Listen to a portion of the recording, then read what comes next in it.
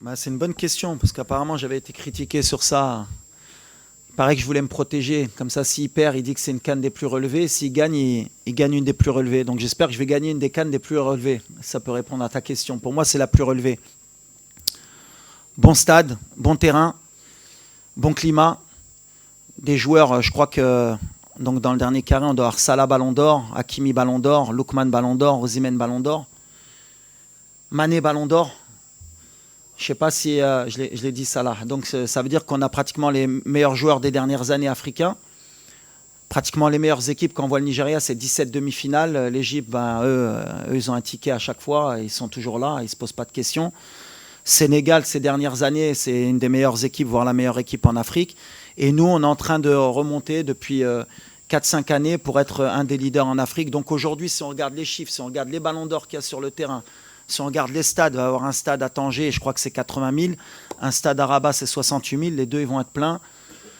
C'est la meilleure pub qu'on pouvait avoir pour le football africain. Après, est-ce que sur le plan du jeu, pour répondre aussi aux questions plus techniques, est-ce que c'est une des plus relevées? Moi, je vais dire oui.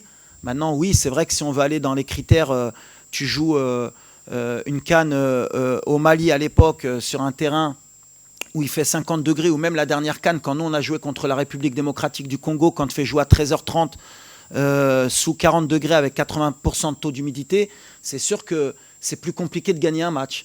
Ça ne veut pas dire que c'est la plus relevée, parce que là on met des critères difficiles aux équipes pour qu'ils puissent ne pas jouer leur meilleur football. Aujourd'hui, à partir du moment où on a donné les conditions pour que les meilleures équipes puissent jouer leur meilleur football, eh ben, avant les demi-finales, même en quart, on n'avait que des chocs. Et là, on voit que les meilleures équipes elles répondent présent. Je pense que ça va être l'évolution des futures compétitions africaines.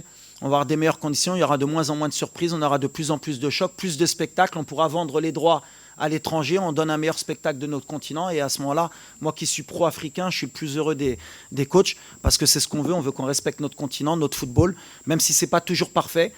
Mais on avance dans le bon sens. Et ces deux demi-finales, j'espère qu'il y aura des buts, il y aura du spectacle pour valoriser notre continent.